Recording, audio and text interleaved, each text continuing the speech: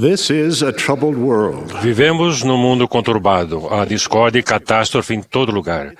Às vezes parece que a própria humanidade está ameaçada. Desastres nacionais deixam o caos atrás de si. O Senhor disse, os céus tremerão assim como a terra e haverá grandes tribulações entre os filhos dos homens, mas meu povo eu preservarei. Devemos sentir-nos reconfortados com essa promessa. Embora as catástrofes despedacem completamente o próprio teor de nossos caminhos, elas não precisam necessariamente deixar nossa vida em frangalhos para sempre. Elas podem atingir-nos para que nos lembremos o nosso senso de dever para com Deus e manter-nos no caminho dos deveres. Na Holanda, na Segunda Guerra Mundial, a família Casper ten Boom usou a casa como esconderijo para os perseguidos pelos nazistas. Essa foi a sua maneira de viver a fé cristã. 4 membros da família perderam a vida por oferecer esse refúgio. Corrie ten Boom e sua irmã, Betsy, passaram por meses de horror no infame campo de concentração Ravensbrück. Betsy morreu nesse lugar, mas Corrie sobreviveu. Em Ravensbrück, Corrie e Betsy aprenderam que Deus nos ajuda a perdoar. Depois da guerra, Corrie tomou a resolução de compartilhar essa mensagem. Certa ocasião, havia acabado de falar a um grupo de pessoas na Alemanha que sofriam devido à devastação da guerra. Sua mensagem fora Deus perdoa. Foi nesse momento que a fidelidade de Corrie ten Boom trouxe à luz sua bênção. Um homem se aproximou. Ela o reconheceu como um dos guardas mais cruéis daquele campo. Você mencionou Ravensbrück em seu discurso, ele disse. Eu era guarda ali, mas depois daquela época tornei-me cristão. Ele lhe explicou que havia buscado o perdão de Deus pelas coisas horríveis que havia feito. Estendeu a mão e perguntou a ela, você me perdoa? Corrie ten Boom disse depois, não deve ter demorado mais que alguns segundos, ele parado ali a mão estendida, mas para mim foram horas, durante as quais eu me debatia com a coisa mais difícil que tivera que fazer. A mensagem de que Deus perdoa tem uma condição. Precisamos perdoar aqueles que nos prejudicam. Orei em silêncio. Ajude-me. Eu consigo erguer a mão. Posso chegar até aí. O sentimento fica por sua conta. Inexpressivo e mecanicamente apertei bruscamente a mão que estava estendida em minha direção. Ao fazer isso, algo incrível aconteceu. A corrente começou em meu ombro, correu pelo braço e jorrou sobre as 2 mãos unidas. Em seguida, esse calor reconfortante pareceu fluir por meu corpo inteiro, levando lágrimas aos olhos. Eu o perdoo, irmão, exclamei de todo o coração. Por um longo momento apertamos a mão um do outro, o ex-guarda e a ex-prisioneira. Jamais senti o amor de Deus tão intensamente quanto naquela ocasião. Para aqueles que evitam o mal e levam uma vida digna, que se esforçam por um dia melhor e cumprem os mandamentos de Deus, as coisas podem melhorar cada vez mais, mesmo diante da tragédia. O Senhor mostrou-nos o que devemos fazer. Do Getsemane, da cruz e do sepulcro, ele se ergueu triunfante, trazendo a vida e esperança a todos nós. Hoje, como em seu ministério mortal, ele disse, vem e segue-me. Presidente Thomas Monson disse, para que andemos com a cabeça erguida, devemos fazer a nossa contribuição à vida. Para que cumpramos nosso destino e voltemos a viver com o Pai Celestial, devemos cumprir seus mandamentos e seguir o exemplo de vida do Salvador. Ao fazer isto, não só atingiremos nossa meta de vida eterna, mas deixaremos o mundo mais rico e melhor do que teria sido se não tivéssemos vivido e cumprido o nosso dever. Na Bíblia Sagrada encontramos essas palavras inspiradoras. De tudo que se tem ouvido, o fim é: teme a Deus, guarda os seus mandamentos, porque isto é o dever de todo homem. Mas o que é isto que chamamos dever? O dever ao qual me refiro é o que se espera que façamos e sejamos. É o imperativo moral que faz brotar de pessoas e de comunidades tudo que seja justo, verdadeiro e honrado.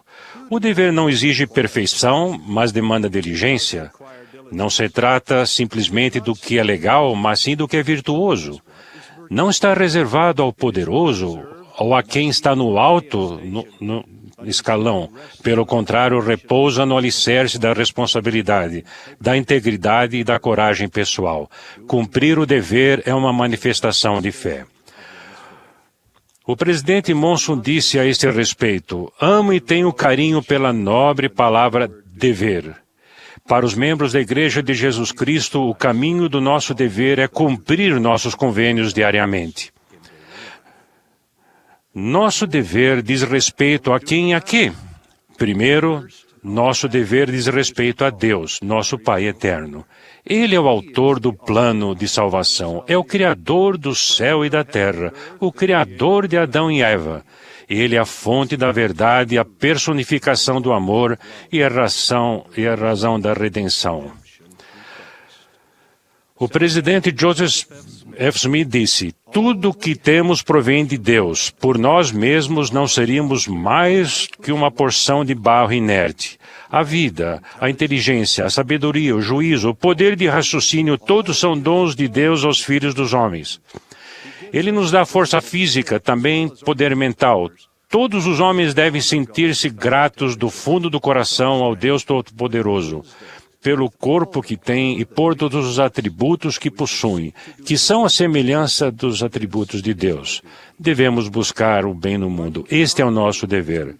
Ninguém pode cumprir seu dever com Deus sem fazer para algum filho de Deus. Ele é o nosso Redentor, o nosso Rei. Para reverenciar um é preciso reverência pelo outro. E apenas com o nome de Cristo que se pode cumprir completamente esse zeloso encargo. Ele é o nosso exemplo, nosso Redentor e nosso Rei. Quando os homens, mulheres, meninos e meninas cumprem seu dever para com Deus, sentem-se impelidos a cumprir seu dever para uns para com os outros, para com sua família, seus pais, as nações, em todas as coisas a seus cuidados. Seu dever diz respeito a magnificar seus talentos e ser pessoas boas e cumpridoras da lei. Tornam-se humildes, submissos e fáceis de conviver. A temperança conquista a indulgência, a obediência guia a sua diligência. A paz se derrama sobre eles. Cidadãos tornam-se leais, comunidades tornam-se benevolentes e vizinhos tornam-se amigos. O Deus do céu se agrada, a terra fica em paz e este mundo se torna um lugar melhor. Como identificar o caminho de nosso dever em meio à crise? Nós oramos. Este é o meio mais seguro de saber. É a linha direta de conexão com o céu. O apóstolo Pedro disse: os olhos do Senhor estão sobre os justos e os seus ouvidos atentos às suas orações. A oração humilde, sincera e inspirada torna disponível a cada um de nós a orientação divina de que necessitamos tão desesperadamente. Brigham Young aconselhou-nos: às vezes os homens ficam perplexos, cheios de inquietação e de dificuldade, mas mesmo assim nosso juízo nos ensina que é nosso dever orar. Jesus ensinou: deveis vigiar e orar sempre para não cairdes em tentação, porque Satanás deseja ter-vos para vos peneirar como trigo. Deveis orar ao Pai. Orem sempre em suas famílias em meu nome, a fim que vossas mulheres e vossos filhos sejam abençoados. Para que sejam eficazes, as orações devem ser feitas em harmonia. A oração com fé produz fruto quando existe essa harmonia. E essa harmonia existe quando as orações são inspiradas pelo Espírito Santo. O Espírito indica o que devemos pedir. Sem esta orientação inspiradora, somos inclinados a pedir mal, para que seja feita apenas nossa vontade e não a tua vontade. Tal oração traz as bênçãos do céu, porque nosso Pai sabe o que é necessário para pedirmos. E Ele assim promete, para que possamos receber as respostas. Essas orações trazem as bênçãos dos céus, porque o Pai sabe o que é necessário. E Ele responde a todas as orações sinceras. No final, é o Pai e o Filho que promete: pedi, dar-se-vos-á, buscar, encontrarei, bateis e abrir-se-vos-á. Presto-lhes meu testemunho de que o caminho do nosso dever está claramente marcado pela inabalável fé em crer-se em Deus, o Pai Eterno, e seu Filho, Jesus Cristo, e pelo poder da oração. Esse caminho deve ser percorrido por todos os filhos de Deus que o amam e desejam cumprir seus mandamentos. Para os jovens, conduz à preparação e à realização pessoal. Para os adultos, conduz à fé e à resolução renovada. Para a geração mais antiga, conduz à perspectiva e à perseverança em retidão até o fim.